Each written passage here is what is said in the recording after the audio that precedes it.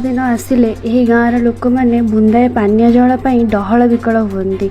जाजपुर जिला Sukinda block बंधगा पंचायतर coil ग्राम एपरी जल संकट देखा देइछि।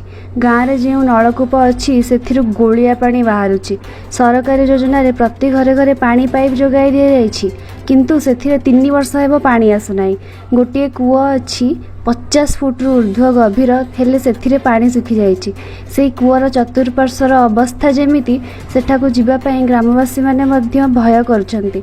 यथाशीघ्र एही समस्यार समाधान करने को सरकार को अनुरोध, नहेले ग्रामवासी माने ब्लॉक सम्मुखरे धारणा देबे बोली चेतावनी दैछन्ति।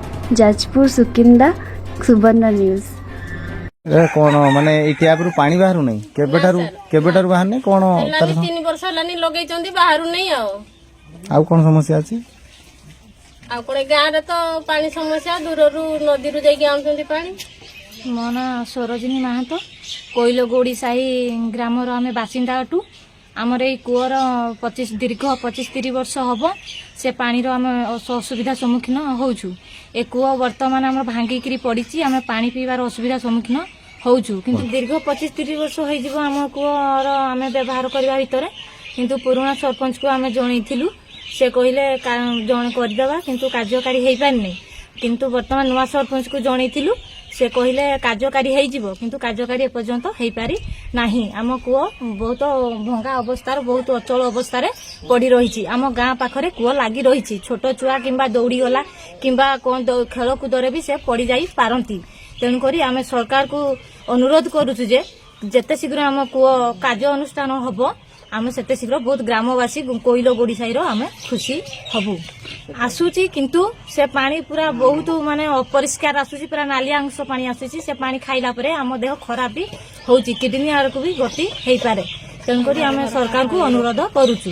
आ जोड़ा ग्राम अनुसार गाँ को जो टैप आसीची एपर्यंत आम टैप को घर घर को जो टैपटा छाड़िचंती से टैप को एपर्यंत आम पानी आसी पारि नाही। केते दिन हला आपनकर टैप दीर्घ 2 वर्ष 3 वर्ष हो से पानी पी पारुने, देह खराब हो जाउछ।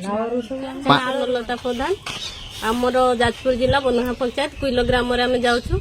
जे आमर एटा दीर्घ 25-30 वर्ष हबो कुआटा सरकारी कुआटा हेतिला जो सेटा टिके भय लागुची काढिबा को आज्ञा। तापरे एठी छोट छुआ भी दौड़ा दौड़ी करूछन। भय कोन पई लागुची जो गोड़ा भंगा अवस्था रही। पुराना सरपंच को आम अभियोग करथिलु जे ई समस्या होती भांगी जाइछि कि आपण बुझंतु जो से सार कहितिले हो देखिबा।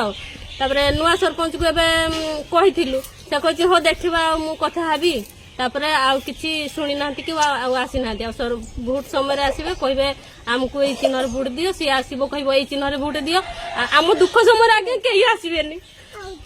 हमर ग्रामवासी माने जो अवस्था सेटा कि बुझिबो।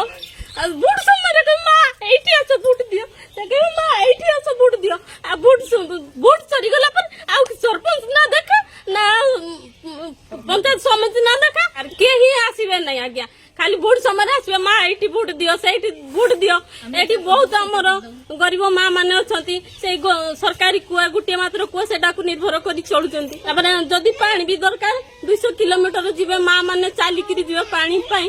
ताले आम कथा के बुझियो जे हमर इना नुआ सरकार हिजंती मन माजी को मु अनुरोध करूची आम ग्राम रो टिके कथा सुनतु। आमर गाँ रो किपरि दूर हबो सेटा टिके बुझंतु। जो आ गुटे घर घर का जो टैप कनेक्शन दैचंती से पानी भी जमा आम गाँ को आसुनी।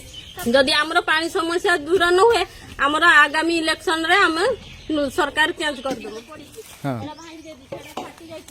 गोरु आगे गोटे पड़ीला ताकू लोक लगे उठेले। आ जदि छोट छुआ आसो पड़ जाव भय अच्छी भय अच्छी। पानी भी काढ़ा 40 किलोमीटर 40 फुट जदि पिला भी जदि पड़ जाती भय आमको भय लगी रही सब एटा फसी जीवार भय अच्छी। पानी केबेठू आसुनी कौन होईची? पानी तो टोटाले आसु नहीं देला।